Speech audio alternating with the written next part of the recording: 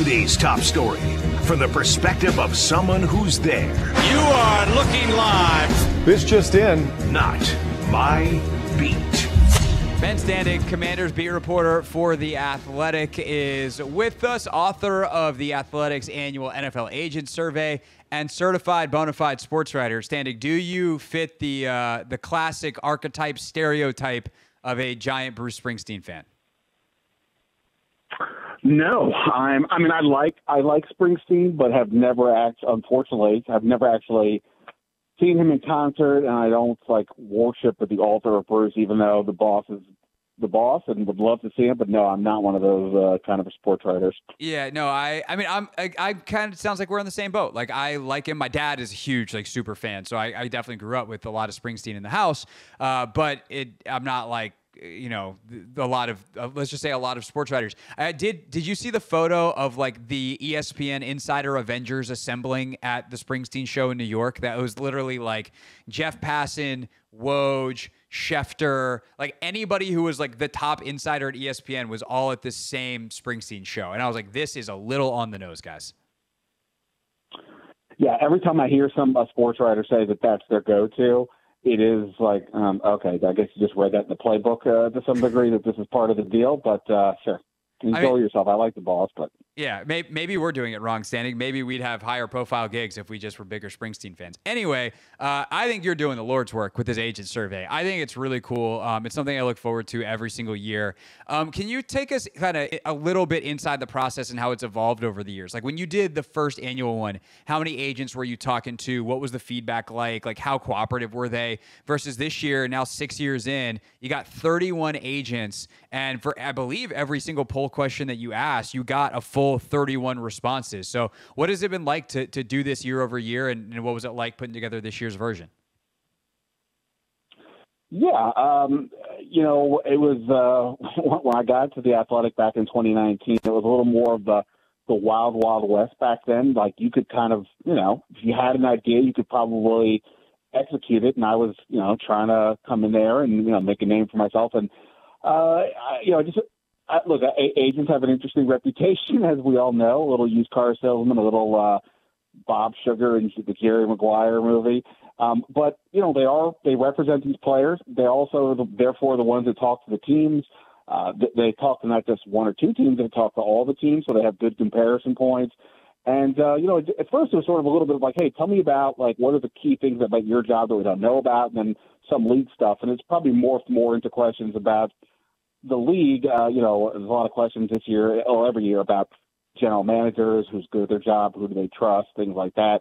And then a lot of other specific topics. But, look, I try to change up the roster of people responding, but it's not completely that way. There's some people who've been in it several years, and from that, you gain trust that, they know you're not going to expose them or burn them or whatever. And so that's led to, I think, more, like you said, more full responders, as well as a little more honest views in some cases. And I had a lot of questions I had to leave on the cutting room floor just because of space or what have you. So yeah, it's a lot of fun. And I'd imagine, as someone who talks to a lot of folks around the league, and especially a lot of agents, your conversations in the last 18 months have been very different than they were the first 4.5 years that you were doing this. And obviously you've been covering the team for longer than that. Is this the first time that you feel not because last year was still a transition time, this year doing this, that when you get to the Commanders and you ask any questions you might about them, and or you're asking league questions, and all of a sudden people have positive things to say about Washington? Was that a first, and what were those conversations like? Because I presume most of these agents know that is your day job, is covering the Commanders. Yeah. There's a question that is one question is what's the best run organization, a top to bottom, not just the front office, but the whole thing, and then which is the most unstable. And the top answer for unstable this year was the Panthers, with 9 votes out of 31. But honestly, the answer I got the most was, boy, this is a lot easier when I could just pick Washington. They actually had to think about it. And for years, that was a constant. And, Bruce Allen was not somebody that was on everybody's Christmas list. Obviously, Dan Snyder goes without saying. And then, whether it was Jay Gruden or Ron Rivera, since I've been doing it, that factored in as well. But, yeah, there was a lot of positives about the Commanders in this one from Adam Peters and just kind of everything that they did this offseason. That and just to be clear, this isn't winning off the field. This isn't winning the offseason when it meant signing Bruce Smith and Deion Sanders. This is putting infrastructure in place, getting rid of a poor setup to have a much better one, and people are bullish on that. So, yes, a very, very, very different vibe this year talking to people about the Commanders than the previous years. One of the quotes that really caught my eye is Ben Standig's with us here on the Hoffman Show. Of course, you know, Ben from his day job covering the Commanders on the beat for The Athletic, but also the author of their annual agent survey, which just came out this week. You can read it in The Athletic. One of the things that caught my eye, one of the quotes, Commanders adjacent, was they have a scouting structure now, something that they haven't had for 20 years, paraphrase from the agent who told you that.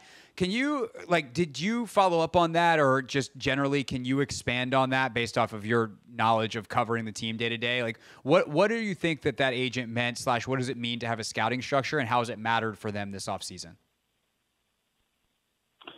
Yeah, I think part of it is we've all heard the stories, right? Dan Snyder comes in from off the yacht to make the pick, or, Bruce Allen in the middle of the night makes a trade for Alex Smith and doesn't even consult his head coach. The fact that these things were occurring, it's not like they didn't have scouts on the road, but I think they do have a deeper group of people now on the scouting side in general. But now there's more checks and balances. There's more of a collaboration. There's now more of a logical, here's a scout, sends up the report, it goes up to the food chain, eventually gets to Peters, and then, at some point they have a conversation about this player, whether, individually or in the context of the draft and so on. And before, even if you did some of those things, it just, chaos would eventually ensue.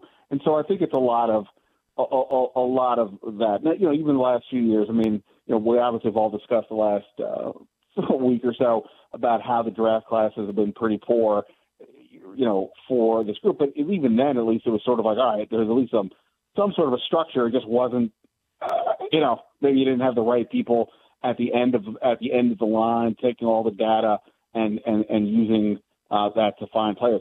Ironically, a lot of the scouts who were there then are still here now. They didn't fire a ton of scouts or anything. It's just there is more of a plan, of a process, of a structure to what is happening to get hopefully the best results. Ben Standig with us here on the Hoffman Show. Adam Peters receives a couple of votes, one of the higher vote totals in terms of most trusted general managers. I'm guessing in years past when you've done this and asked hey, who's the future GM question, his name has come up. How do you think the respect and relationships that he's had have helped Washington hit the ground running in a way that maybe even they didn't anticipate? And sorry for the long-winded question here, Ben, but one of the things that caught my ear over the last couple of days when Peters spoke earlier in the week and when Newmark did yesterday was they both said they got more done this offseason than they anticipated, which I thought was an interesting thing to kind of let out of the bag. And I'm curious how you think that their ability to hit the ground running goes back to maybe some work that they had done to build some of their relationships and things like that, earn the trust of agents over the past couple of years that they were in different positions. Yeah, no, like you said, one of the questions is who's the future GM to watch? It's a question I've been asking for 5 of the 6 years. And in the previous 4, Adam Peters received at least 1 vote every year. And the last 3 years, he either was the outright winner or tied for first. So his reputation has been pretty stacked for a while. He was just obviously waiting to find a good opportunity. Look, I think that he's obviously well respected. He was on a team with San Francisco that had, a ton of success during that time that he was there. And, it says a lot about, even just beyond this survey, just since, Peters was on the radar to get the job done once he did, I just, over and over again, people were pretty effusive in their praise of him, both as an executive, as a talent evaluator, and just as a person to deal with. So obviously, I think that has a lot to do with his ability to get this thing going, because he clearly is coming from a good place of understanding what it takes to get this thing done. And Newmark, he's been in the game for a long time. He's with the Lions this entire time, which obviously for most of that tenure was not really a good thing in terms of the success they were having. But the last few years, certainly they've turned things around, and he was there for that as well. And he and Peters, became tight over the years of being on the road and so on. So, yeah, I mean, Peters clearly knows what to do, how it all works out. We'll have to wait and see. But he clearly has a great reputation. And he was like, there was another question about who is the best GM. Well, since he hasn't actually had the job, really, he wasn't involved there. But, it's not going to surprise me at all if he's, top 5 on that list by next year, assuming that Washington at least has a competitive year, even if that doesn't mean, a ton of losses or a ton of wins. Right. No, totally with you on that. I'm also curious, Ben, because Brandon Sosna then is second, receiving 3 of the votes for who is a future GM on this year's version. When was the last time Washington had someone that was a viable answer? Because I just feel like there's been such a dearth of talent in the building for such a long time. In the history of you doing this, has there ever been a Washington person on the future GM, the list, like Brandon Sosna, already is in year 1 under Adam Peters here in DC? Yeah, Lance Newmark also got 1 vote in that category. No, I think the answer is no. I'm not sure that Kyle Smith ever did get one. Like when I would talk to people about Kyle, he was not, sure, there were people that liked him, but I think just like with so many other aspects, everybody was brought down by the dark clouds hovering over this place, and nobody could get complete, get the complete feel goods from others around the league because it's always, questions about what's going on here. So, no, I mean, that's the thing to have, again, just to use this small sample size, to have Peters, a consistent winner, if not at least guy that's getting mentioned, and then to have Sosna, I knew he had positive vibes. He was at USC as like a 28, 29-year-old, then he goes to Detroit. He's only 31 now, and to hear some of these agents really praise him, he was like the Lions contract guy last year. He's in charge of the Commanders' football ops, and he's overseeing other things like at the analytics. There's a lot that goes into that as a thinker, as a person, as a communicator. And, based on what you've heard from these agents, I don't imagine it'll be too long before Sosna gets an opportunity to get his own shop to run. Ben Standig with us here on the Hoffman Show, Team 980, always live as well on the free Odyssey app. Non-commander stuff in this survey, Ben. One of the most interesting sets of answers that I found was the Hard Knocks section on the Giants. Most of the agents said this was terrible for the Giants. I thought it was really interesting because in talking to some people who cover the team, like our guy Sean Mraz up in New York for WFAN, he's like, people are kind of hating on Joe Schoen, but Joe Schoen is actually doing the correct stuff here. It's everyone else in the room who needs an adjustment. And so to hear all these agents be like, man, that's not a great look for Schoen. Even some of them saying I didn't think it was a good look for the Giants, but I actually like Schoen as a GM. Do you think that they're right that this will actually affect how teams handle Hard Knocks, especially the offseason version in the future? Or is this a bunch of agents, just spouting off hot takes, pretending that, I don't know, they have my job? Yeah, well, look, when we watch the regular Hard Knocks, which to me I've kind of bailed on a few years ago, it was a really interesting concept, and now it's watered down. Every team kind of has some version. But generally speaking, the interesting thing there was we weren't really seeing the game plan, right? We weren't seeing how the coaches were kind of really choosing how they were going to run the team. There was a lot of personal profiles and some interesting conversations along the way. This was much more in the weeds in terms of the actual art of free agency and the draft and putting a team together and negotiating. I mean, that Joe Schoen, Saquon Barkley conversation before Barkley decides to go to Philly, it was pretty fascinating to see a GM and a player, have the conversation we've all always wondered about. What are you going to do? You're going to let us know, what have you. And then not to mention, they're talking to quarterbacks, Jayden Daniels included, before they're deciding what to do. They're debating, to trade up or we stay here, et cetera. So I think that was all really interesting, and I liked it. But at the same time, it's much more – it's showing really kind of how the sausage is made where the regular Hard Knocks doesn't. And I can imagine a lot of teams are kind of like, I don't know. Do we really want to show what we're doing here?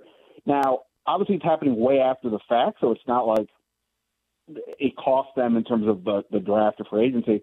But I definitely do wonder if teams are going to, won't be willing to do that going forward, even though, like I said, I found it fascinating. I think the other thing I do wonder is, the genius term gets thrown around a ton, when it comes to this league, whether it's play callers or sometimes talent evaluators. And the one thing that struck me watching that, I'm not saying the conversations and debates weren't interesting, but in a lot of cases, they weren't very dissimilar to the ones that we all kind of have. Right. And I know we only saw a snippet of it. There are obviously a lot more hours in the day we don't see. And that's the thing. Like, there's only, they're not splitting the atom. This isn't like watching Oppenheimer trying to figure out, how do you make an atomic bomb work and what do you do? This is like, well, do we spend this much on a running back? Do we trade up? Do we like this guy? Do we like this kid's answers? Same thing we always kind of do. So I think that it pulled back the curtain in a fun way, I think, for us, but it also, I think, made the whole process seem a little more generic than for some people would think, and that's perhaps why it's also not ideal, because it doesn't make everybody look as brainiac as perhaps the perception is. Right. No, I think that's a great point, because I think, to your point and how much gets cut, like, I think probably some fans walk away thinking that's the entire process, and it's not. Like, they lay out on they laid out a bunch of headlines, and then off camera, they're writing the story. And I think that part is really important to point out. And if there was a way to provide just an ounce of that kind of insight, and I feel like they did it sometimes. I mean, the Giants, the Bears are getting criticized right now for exercising a lot of editorial control over Hard Knocks, and they're, it just kind of became this almost like propaganda-y type of thing for the Bears, and they seem to not let any real drama out. They didn't do a lot of stuff beyond Caleb in terms of personal interest stories, even to the extent that they've done in other Hard Knock seasons. And for the Giants, like, it felt like they went about as far as they could in letting the cameras in and letting stuff stay in the show. And I do wonder if other league executives are like, I don't want people to think that that's what we do, because what we do is so much deeper than this surface level stuff, and we can't give away the secrets. And then, we already deal with every fan in America thinking that they could do our job anyway. And all this does is cement that, because they forget all the stuff that winds up on the cutting room floor. Yeah, no, that's a great point. I mean, it's basically like every person in those rooms already, read the information, watched the film, assessed what they did, and then they come into the conversation with everybody having a baseline that's higher than what we all can see, and then have the basic chat of what do they think. It's not the deeper details of, intricacies of what the wide receiver on tape is doing, or how the cornerback reacts to this or that, whatever it might be. And then, even things like the salary cap, it's not just, boy, it'll cost a lot of money. Well, it's really digging into how things could potentially work and so on. So, yes, it's a simplistic look at the situation, but like you said, they pushed it seemingly about as far as they could, and that was just that's enough to be intriguing, and to maybe, like you said, to have people think they know more than what's really being shown. Last thing for Ben Standig here on the Hoffman Show. You closed out with kind of an open-ended, like, wish list question. If given the power, what's the one change in the NFL universe you would make? You took guaranteed salaries and eliminating the franchise tag off the table, because that would be most agents' number one request. Was there any of these proposals that you really liked and or you think actually has a chance of becoming reality, let's say, in the next 5 years?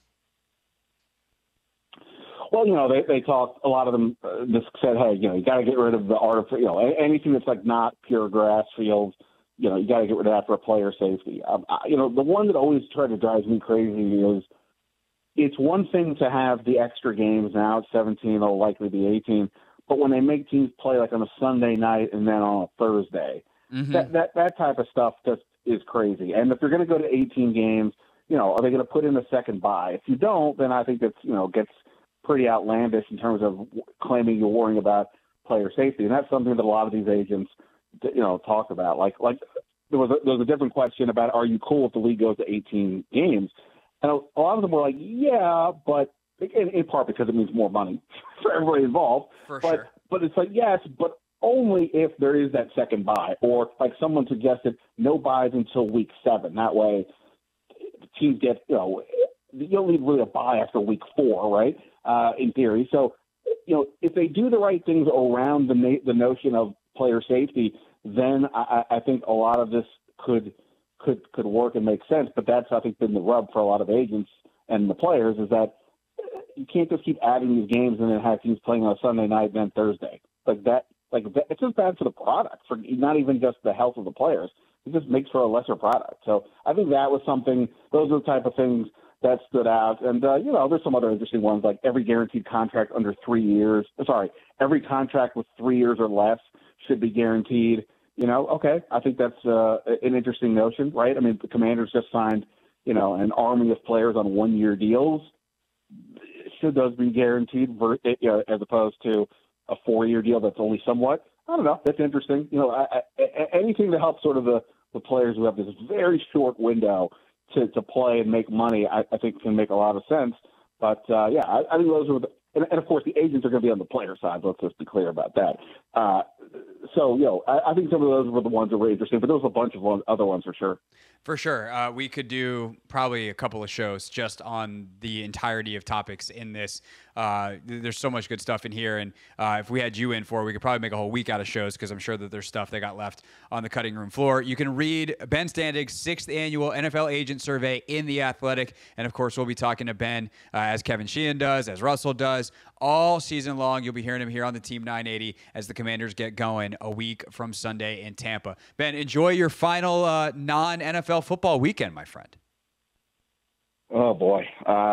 It's here. Phrase like that, I got a lot of resting to do here, but unfortunately I got a lot of work to do, so we'll see. But I appreciate it, and we'll talk soon. Sounds good. That's Ben Standig, everybody, with us here on The Hoffman Show. Of course, Commanders beat reporter for The Athletic.